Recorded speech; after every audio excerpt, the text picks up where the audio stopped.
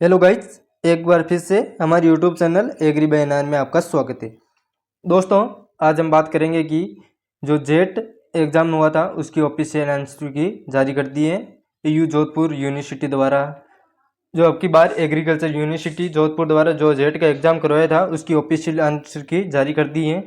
तो पहले हमने एग्रीकल्चर का जो पेपर क्वेश्चन पेपर था वो तो सोल्व कर लिया था। आज बायोलॉजी का पेपर क्वेश्चन सोल्व करेंगे। और दोस्तों, ज़्यादा से ज़्यादा सभी दोस्तों के पास हमें ये वीडियो शेयर कर दें ताकि उन सभी को पता चल सके कि बोर्ड की ऑफिशियल आंसर की आ गई है और उनके कितने क्वेश्चन राइट हो रहे हैं, कितने गलत हो रहे हैं। तो उनके अनुसार आप ना मेरिट का आकलन कर सकते हो और कमेंट करके ज़रूर बताइए ताकि हमें पता लगा सकते हैं कि कितनी मेरिट रहने वाली है गवर्नमेंट कॉलेज की और प्राइवेट कॉलेजों की, और कितनी मेरिट छूटेगी। इसके अनुसार आप कमेंट करके ज़रूर बताइए कि आपके कितने क्वेश्चन राइट हो रहे हैं और कितने आपने अटेंड किए। और दोस्तों, एक चीज़ आपको बता दूं कि आपका जेट में सिलेक्शन हो तो बहुत अच्छी बात है। तो जेट में नहीं हो तो अभी वेटनरी एचडीपी के फॉर्म चल रहे हैं। तो 15 तारीख उनकी लास्ट डेट है। तो 15 तारीख तक आप फॉर्म भर सकते हो इसमें वेटनरी डिप्लोमा में। ये 2 साल का डिप्लोमा होता है और 6 महीने का गौशाला प्रैक्टिस होता है। तो इसमें 2.5 साल का होता है ये। आप इसमें फॉर्म भर सकते हो। और दोस्तों, अब हम आगे शुरू करते हैं। तो आज पहले हमने ये एग्रीकल्चर का पेपर सोल्व किया हुआ है, तो आप हमारे यूट्यूब चैनल पे देख सकते हो। और आज हम बायोलॉजी का पेपर सोल्व करेंगे, तो आप यहाँ देख सकते हो। तो गाइज, इसमें देख सकते हो कि हिंदी और इंग्लिश दोनों में है। तो हम हिंदी वालों को सोल्व करेंगे और अपना देख लेना कि ये दोस्तों, एक चीज़ ये बता दूं कि ये पेपर का ए भाग है। जो ए नंबर और बी 3 सीरियल आते हैं, ए बी सी, तो इसका ए है। तो आप देख लेना और आपके पेपर के अनुसार आपका कौन सा क्वेश्चन कहाँ पे है उसके अनुसार आप देख लेना और आंकलन कर लेना और कमेंट करके ज़रूर बताना। तो हम शुरू करते हैं दोस्तों। ये पहले क्वेश्चन है कि प्लेट एलिमेंट्स फाइलम की विशेषता होती है। गोल असंगत शरीर, जोरदार नसों की मौजूदगी, समतांत्रिक के साथ पतला फीते जैसा शरीर, कंटीन बाह्य संरचना की मौजूदगी एन अनुत्तरी। तो दोस्तों, इसमें देख सकते हो कि इसका बोर्ड ने क्या आंसर है, एग्रीकल्चर यूनिवर्सिटी ने कौन सा क्वेश्चन माना है इसका उत्तर। तो आप देखोगे इसका तीसरा है कि समतांत्रिकता के साथ पतला फीते जैसा शरीर। और अगले क्वेश्चन की बात करें तो आप यहाँ देख सकते हो कि रूट नोट रोग उत्पन्न करने के लिए मुख्य रूप से कौन सा सूत्रकृमि जिम्मेदार है। कि रूट नोट रोग उत्पन्न करने के लिए कौन सा सूत्रकृमि जिम्मेदार है। पहले का है गाइन, दूसरे का है हेट्रोडेरा, तीसरे का है पेटिकल लेंचेस और चौथे का है गलोलोबोंडेरा। तो इसमें बोर्ड ने कौन सा माना है, पहला माना है माइलोइन डोनोगाइन। और अगले क्वेश्चन की बात करें तो तीसरा क्वेश्चन है कि प्रभाविता की सक्रियता को किस पोषिका हार्मोन द्वारा नियंत्रित किया जाता है। कि शीर्ष प्रभाविता की प्रक्रिया को किस पौधे के हार्मोन द्वारा नियंत्रित किया जाता है, शीर्ष भाग द्वारा। तो पहले का और है कि ऑक्सीजन, जिब्रेलिन, साइटोकाइनिन, इथालिन। तो तीसरे का है पहला ऑक्सीजन, जो शीर्ष भाग पे आपके पौधे के शीर्ष भाग पे पाया जाता है, शीर्ष कलिका पर। और चौथा क्वेश्चन है कि प्रोकैरियोटिक कोशिकाओं में प्रतिलेखन और अनुवाद होता है। कि प्रोकैरियोटिक कोशिकाओं में प्रतिलेखन और अनुवाद होता है। पहला है एक साथ नाभिक में, कर्मिक के रूप में साइटोप्लाज्म में, कर्मिक रूप से साइटोप्लाज्मा में, एक साथ साइटोप्लाज्मा में, कर्मिक रूप से नाभिक में। तो इसका क्वेश्चन है, तो इसका चौथे का बोर्ड ने तीसरा माना एक साथ साइटोप्लाज्म में। अगले क्वेश्चन की बात करें तो आप यहाँ देख सकते हो कि शुक्राणु कोशिका परिपक्वता और भंडारण की प्रक्रिया प्राथमिक रूप से कहाँ होती है। पहला है सेमेनफेरिमस नलिका में, एपिडिडमिनस वसा डिफरेंस प्रोस्टेट ग्रंथि में। तो 5वें का है दूसरा एपिडिडीमिस। और अगले क्वेश्चन की बात करें तो छठा क्वेश्चन है यांत्रिक रोग प्रबंधन उपायों में शामिल है। यांत्रिक रोग प्रबंधन उपायों में शामिल है तो पहला है कवकनाशियों का उपयोग, दूसरा है प्रतिरोधी फसल किस्मों का उपयोग, तीसरा है संक्रमित पौधे के अंशों का हटाना और चौथा है फसलों का बदलाव। तो छठे का बोर्ड ने तीसरा मानना है कि संक्रमित पौधों की अंशों को हटाना। और अगले क्वेश्चन की बात करें तो 7वां नंबर क्वेश्चन है, तो आप यहां देख सकते हो कि मोंट्रियल समझौते का उद्देश्य किस समस्या का समाधान करना था। अम्लीय वर्षा का, ओजोन परत की कमी, तीसरा है ग्लोबल वार्मिंग, चौथा है जंगलों की कटाई। तो 7वें का दूसरा माना हुआ है ओजोन परत की कमी, ओजोन परत की कमी। और अगले क्वेश्चन की बात करें तो आप यहां देख सकते हो कि 8वां क्वेश्चन आप यहां देख सकते हो। तो 8वां क्वेश्चन है कि पारिस्थितिकीय पिरामिड में किस स्तर पर आमतौर पर सबसे अधिक बायोमास उत्पादन होता है। कि पारिस्थितिकीय पिरामिड में किस स्तर पर आमतौर पर सबसे अधिक बायोमास का उत्पादन होता है। पहला है उत्पादक, दूसरा है प्राथमिक उपभोक्ता, तीसरा है द्वितीय उपभोक्ता, चौथा है तृतीय उपभोक्ता। तो 8वें का पहला मानना है उत्पादक। कौन सा मानना है? उत्पादक, उत्पादक मानना है। अगले क्वेश्चन की बात करें तो ये 9वां क्वेश्चन है, आप यहां देख सकते हो। यहां देखें कि दो जीवों को एक ही क्रम में वर्गीकृत किया गया है। पहला है उन्हें भी एक ही परिवार में शामिल होना चाहिए, दूसरा है कि एक ही जीन्स में के जीवों की तुलना में एक दूसरे के साथ कम विशेषताएं साझा करते हैं, और तीसरा है कि सदैव एक ही प्रजाति के होते हैं, चौथा है कि वे निकट संबंधित होते हैं और अनेक विशेषताओं को साझा करते हैं। तो अगले इसका 9वें का बोर्ड ने कौन सा मानना है, तो आप यहाँ देख सकते हो कि 9वें का चौथा क्वेश्चन मानना है कि वे निकट संबंधित होते हैं और अनेक विशेषताओं को साझा करते हैं।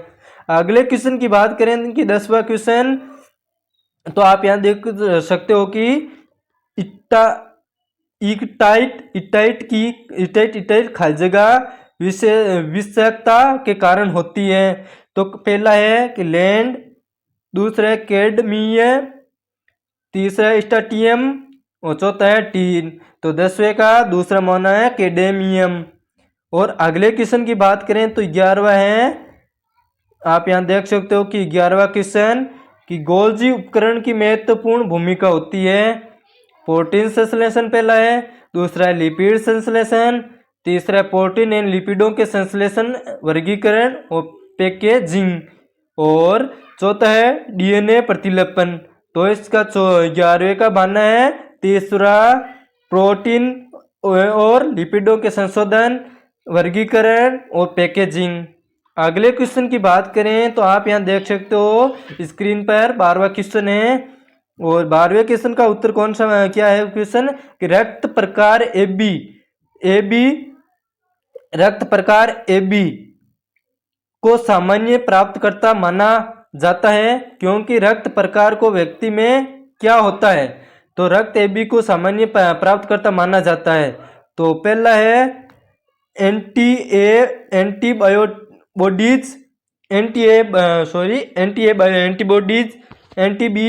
एंटीबॉडीज और A और B दोनों, और ने तो A और ने ही एंटी-B। तो इसका 12वें का कौन सा मानना है, तीसरा मानना है दोनों। तो इसमें रक्त प्रकार AB जो है A और B का दोनों का ग्रहण कर सकता है, प्राप्तकर्ता दाता मानना जाता है। अगले क्वेश्चन की बात करें तो आप यहाँ स्क्रीन पर देख सकते हो कि 13वां क्वेश्चन है, निम्नलिखित में से कौन सा कारक जनसंख्या की वृद्धि में सम्मिलित करने वाले कारक के रूप में नहीं माना जाता है। कि निम्न में से कौन सा कारक जनसंख्या वृद्धि की सीमित करने वाले कारक के रूप में नहीं माना जाता है। पहला है शिकार, दूसरा है प्रतिस्पर्धा, तीसरा है रोग, चौथा है संसाधनों की प्रचुरता। तो 13वें में बोर्ड ने क्या माना है? 14 क्वेश्चन चौथा माना है संसाधनों की प्रचुरता।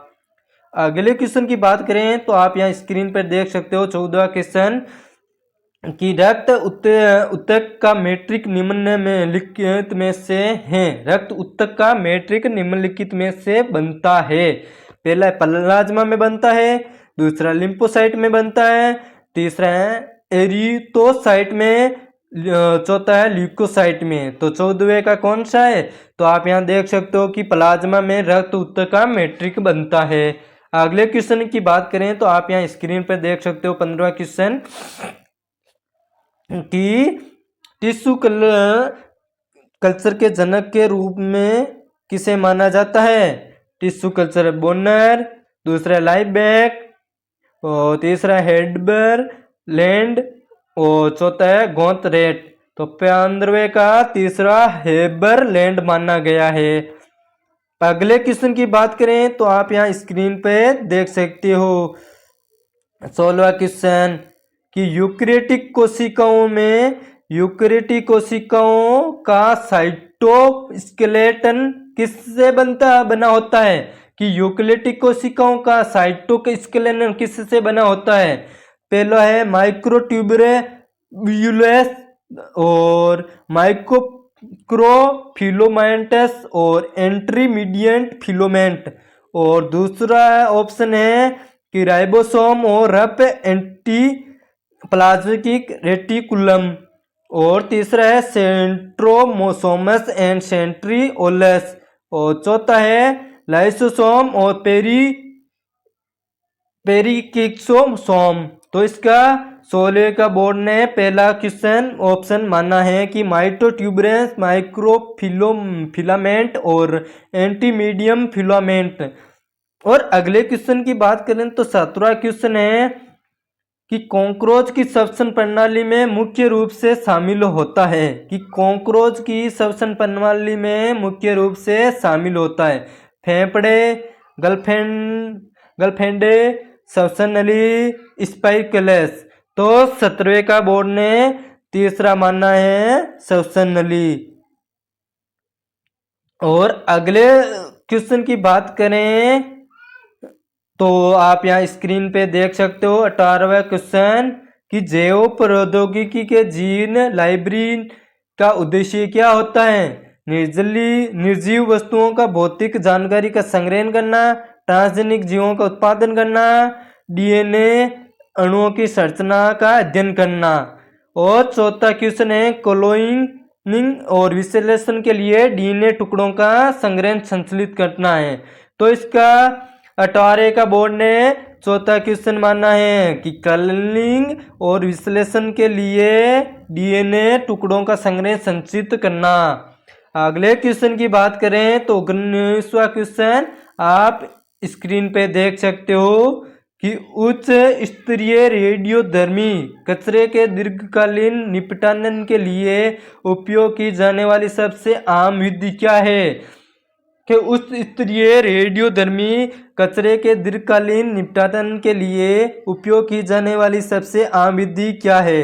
तो इसका है पहला ऑप्शन कि परमाणु रिएक्टरों में पुनः चक्रण और पुनः उपयोग करना, भूमिगत भंडारों में गहन भूवैज्ञानिक पर निपटाना, और तीसरा ऑप्शन है कि जमीन के ऊपर के कंटेनरों में भंडारण, और चौथा है नियंत्रण परिस्थितियों में वायुमंडल में छोड़ना। तो इसका बोर्ड ने क्वेश्चन माना है, आप यहाँ देख सकते हो कि 19वें का बोर्ड ने दूसरा मानना है कि भूमिगत भंडारों में गहन भूवैज्ञानिक निपटारा। और अगले 20वें क्वेश्चन की बात करें तो आप यहाँ देख सकते हो स्क्रीन पर स्तनधारियों में सांस लेने के दौरान डायफ्राम आगे ऑप्शन दिया हुआ है कि सिकुड़ता है और चपटा होता है, और दूसरा ऑप्शन है आराम करता है और ऊपर की ओर बढ़ता है, और तीसरा है कि सिकुड़ता है और ऊपर की ओर बढ़ता है। और चौथा क्वेश्चन है कि आराम करता है और नीचे की ओर बढ़ता है। तो इसका बोर्ड ने भी सी का ऑप्शन माना है, पहला कि सिकुड़ता है और चपटा होता है, कि सांस लेते हैं तो सिकुड़ता है श्वसन और फैलता है, चिपटा है। और अगले क्वेश्चन की बात करें तो 21वां क्वेश्चन है, आप यहाँ देख सकते हो कि कृषि में रासायनिक कीटनाशकों के उपयोग का संभावित नुकसान निम्नलिखित में से कौन सा है। तो पहला है मिट्टी की उर्वरकता में वृद्धि, दूसरा है कि समय के साथ फसल की पैदावार में कमी, तीसरा है जैव विविधता को बढ़ावा देना, और चौथा है कि कीट प्रतिरोधी। चौथा है आप यहाँ देख सकते हो कि कीट प्रतिरोधक के जोखिम का कम होना। तो इसका बोर्ड ने 21वें का कौन सा माना है, तो दूसरा माना है ऑप्शन कि समय के साथ फसल की पैदावार में कमी, के रासायनिक जो कीटनाशक का प्रयोग करते हैं आप, तो समय के साथ फसल की पैदावार कम हो जाती है और भूमि की उपयोग क्षमता कमजोर हो जाती है उपयोग।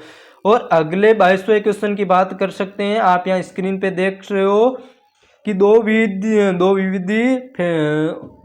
जो ऑप्शन दिया है फेट्रोलाइजाइगस मटर की मेंडल के पृथक्करण नियम के अनुसार मोनो हाइब्रिड क्रॉस में वाई बड़ा और वाई छोटा दोनों हाइड्रोजाइक्स मटरों के बीच में परमाणु अनुपात क्या होता है। पहला है 1:1:1, दूसरा है 3:1, और तीसरा है 9:3:1, और चौथा है 1:2:1। तो 22वें का बोर्ड ने दूसरा ऑप्शन माना है 3:1। और अगले क्वेश्चन की बात करें तो आप यहाँ स्क्रीन पे देख सकते हो कि 23वां क्वेश्चन के केंचुए में एक विशेष मांसपेशी संरचना होती है जिसे खलजगे कहा जाता है, जो उन्हें मिट्टी में चलने में मदद करते हैं। केंचुए में एक विशेष मांसपेशियों की संरचना होती है जिसे खलजगे कहा जाता है, जो उन्हें मिट्टी में चलने में मदद करते हैं। पहला ऑप्शन है प्रोटोस्टोमियम, दूसरा है पेरिस्टोलिसिस, तीसरा है क्लाइटिसलम, और चौथा है सेट। तो बोर्ड ने इसका कौन सा ऑप्शन माना है, आप यहाँ देख सकते हो कि 23वें का चौथा माना है इसकी सेट, जो मिट्टी में चलने में मदद करते हैं केंचुए को। और अगले क्वेश्चन की बात करें तो आप यहाँ देख सकते हो स्क्रीन पर कि शहद उत्पादन के अलावा मधुमक्खियों से प्राप्त मोम का उपयोग विभिन्न उद्योगों में किया जाता है, जिन्हें शामिल है कि शहद उत्पादन का अलावा मधुमक्खियों से प्राप्त मोम का उपयोग निम्न में से कौन से उद्योगों में किया जाता है। नंबर 1 कपड़ा उद्योग में, दूसरा निर्माण में, फार्मास्यूटिकल तीसरा है, और ऑटोमोटिव। तो इसका 24वें का कौन सा मानना है कि तीसरा है फार्मास्यूटिकल, जो दवाइयों बनाने में वो आपका उपयोग किया जाता है। और अगले क्वेश्चन की बात करें तो आप यहाँ स्क्रीन पे देख सकते हो 25वां क्वेश्चन। तो 25वां है कि किस रेशे वाली फसल की खेती मुख्य रूप से उनके मजबूत और टिकाऊ रेशों के लिए की जाती है, जिनका उपयोग रस्सियों और कपड़ा बनाने में किया जाता है। पहला है कपास, दूसरा सनेम, तीसरा है मूंगफली, चौथा है अलसी। तो 25वें का कौन सा है, दूसरा है कि सनेप किस रेशे वाली फसल की खेती मुख्य रूप से उसके मजबूत तो और टिकाऊ रेशों के लिए की जाती है, जिनका उपयोग रस्सियों और कपड़ा बनाने में किया जाता है। तो सनेप है। और अगले सनेप रेशा है उसका। और 26वें क्वेश्चन की बात करें तो निम्न में लिखित में से कौन सा पानी में घुलनशील विटामिन है जो जीवों में उचित तंत्रिका कार्य के लिए महत्वपूर्ण है। तो पहला है विटामिन ए, दूसरा विटामिन डी, तीसरा विटामिन ई, चौथा विटामिन 12। तो इसका तो आप यहाँ देख सकते हो विटामिन B12 है जो। और अगले क्वेश्चन की बात करें तो आप यहाँ स्क्रीन पे देख सकते हो। एक क्वेश्चन की बात करते हैं तो प्रोटोप्लाज्मा संचलन के लिए निम्नलिखित में से कौन सा रसायन सबसे अधिक उपयोग में किया जाता है? तो पहला है मेनिटोल, दूसरा है पॉलीइथिलीन ग्लाइकोल, तीसरा है सोर्बिटोल, चौथा है मोनेन। तो 27वें का आप बोर्ड ने दूसरा माना है पॉलीइथिलीन ग्लाइकोल। अगले क्वेश्चन की बात करें तो आप यहाँ स्क्रीन पे देख सकते हो 28वां क्वेश्चन। अनुवाद प्रक्रिया के दौरान टीआरएनए की क्या भूमिका है? एमिनो एसिड राइबोसोम तक ले जाना है, दूसरा है डीएनए को एमाइन एन के रूप में लिखित है, तीसरा है प्रोटीन उत्पादन करता है और चौथा है डीएनए प्रतिलिपि के लिए टेम्पलेट का काम करता है। तो चौथा है इसमें का आप इसका देख सकते हो कि 28वें का पहला बोर्ड ने एमिनो एसिड को राइबोसोम तक ले जाना है, बोर्ड ने माना 28वें का। अगले क्वेश्चन की बात करें तो 29वां क्वेश्चन है, आप यहाँ देख सकते हो कि लाइकेन प्रदूषण का संकेत हो करते हैं O3SO2 NO2 CO। तो 29वें का बोर्ड ने दूसरा माना SO2।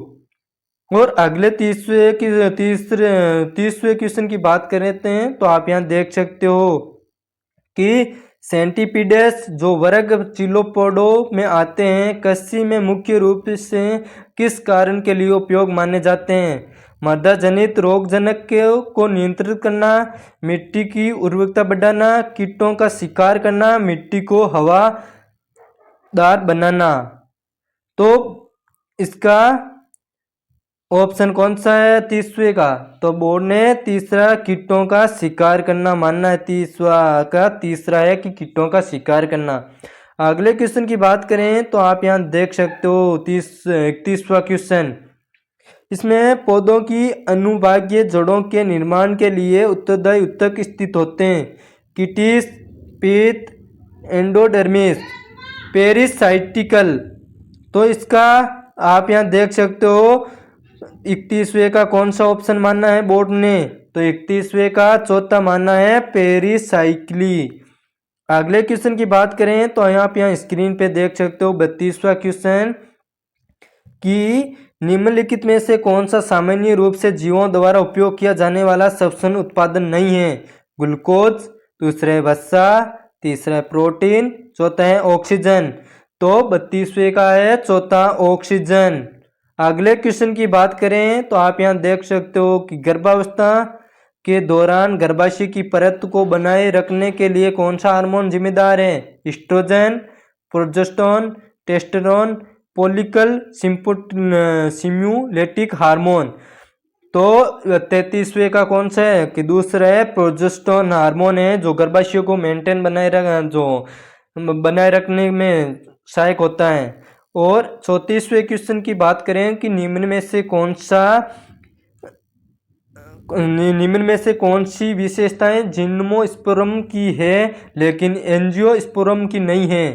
प्रजनन के लिए फल अंदर की बीजों का होना, पानी के परिवहन के लिए नालियों का उपस्थित होना, और चौथा है प्रजनन के लिए शंकुओं का उत्पादन।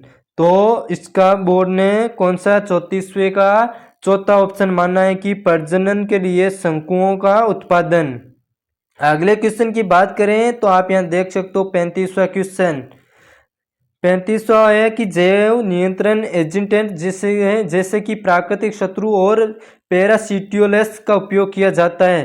पहला कीटों को शारीरिक रूप से फंसाने के लिए, दूसरे कीटों को आकर्षित करने के लिए रासायनिक संकेतों का उत्तेजन करना, और तीसरा है ऑप्शन कि शिकार करके या पेरिजीवीकरण करके कीटों की आबादी को नियंत्रण करने के लिए, और चौथा ऑप्शन है कि कीटों के प्रजनन व्यवहार को बाधित करने के लिए फेरोमोन छोड़ना।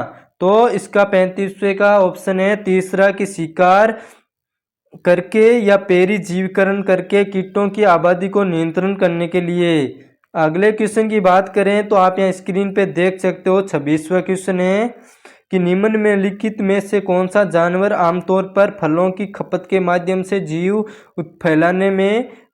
बीज फैलाने में शामिल नहीं होता है। कि निम्न में से कौन सा जानवर आमतौर पर फलों की खपत के माध्यम से बीज फैलाने के में शामिल नहीं है। पक्षी, कीट, मछली, स्तनधारी।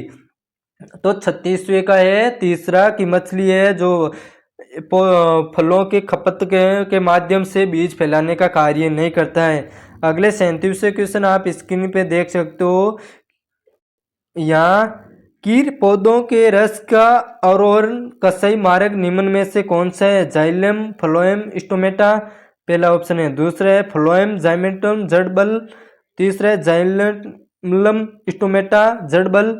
और चौथा है जड़ बल, जाइलम और पत्तियां। तो 37वें का कौन सा ऑप्शन है? 37वें का चौथा ऑप्शन है कि आप यहाँ देख सकते हो कि जड़, बाल, जाइलम, पत्तियां, ये आरोही क्रम का सही मार्ग है। अगले क्वेश्चन की बात करें तो आप यहाँ स्क्रीन पे देख सकते हो 38वां क्वेश्चन। बुबलिस जैसे पौधों में किस प्रकार की पत्तियों संशोधन मौजूद होता है जहाँ पत्तियों की ब्लेड एक चपटी डंठल जैसी संरचना में बदल जाती है? तो पहला है फ्लोएम, दूसरा है बल्ब, तीसरा है टेंडिल, चौथा है स्टेमुपिलस। तो 38वें का है पहला है फ्लोएम, जो बबूल जैसे पौधे के जिस प्रकार का पत्तियां संशोधन मौजूद होते हैं जहाँ पत्ती ब्लेड जैसी एक चिपटी डंठल जैसी संरचना में बदल जाती है। अगले क्वेश्चन की बात करें तो 39वां क्वेश्चन है कि न्यूक्लियोलस मुख्य रूप से किस प्रकार के आरएनए के संश्लेषण में शामिल होता है?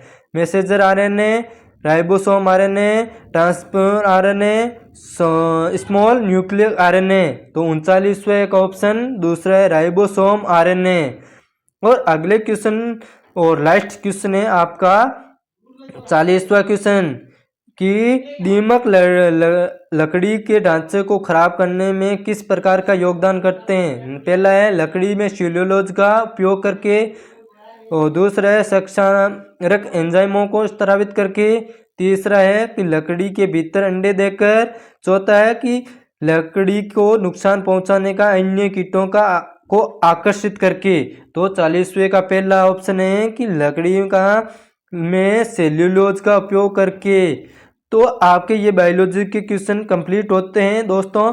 और आपको कैसा लगा वीडियो कमेंट करके बताइए। आपके कितने क्वेश्चन राइट हो रहे हैं आप कमेंट करके ज़रूर बताइए। और ज़्यादा से ज़्यादा सभी दोस्तों के पास शेयर कर दे। और हमारी YouTube channel Agri by NR को सब्सक्राइब कर ले। और टेलीग्राम ग्रुप और इंस्टाग्राम पेज को भी आप फॉलो कर लें। और फेसबुक पेज को भी आप फॉलो कर लें ताकि आपको कोई भी जानकारी हो मिल सके। ज़्यादा से ज़्यादा सभी दोस्तों के पास शेयर करें। और आपके कितने क्वेश्चन राइट हो रहे हैं वो कमेंट करके ज़रूर बताइए। और दोस्तों आपको एक चीज़ और बता दूं, वापस की वेटनरी के अभी फॉर्म चल रहे हैं। लास्ट 15 तारीख है, 15 के बाद आपके फॉर्म बंद हो जाएंगे। तो आप भरना चाहते हो तो वेटनरी का फॉर्म भर सकते हो। इसमें जेट में आपके देख लेना कि कितने क्वेश्चन राइट हो रहे हैं, कितनी मेरिट जाएगी। मेरिट का एक अलग से वीडियो बना देंगे आप। और ज़्यादा से ज़्यादा सभी दोस्तों के पास शेयर कर दें। और वेटनरी और एग्रीकल्चर से संबंधित समय जानकारी आपको उपलब्ध कराई जाएगी हमारे Agri by NR YouTube channel पर। धन्यवाद दोस्तों। जय हिंद, जय भारत।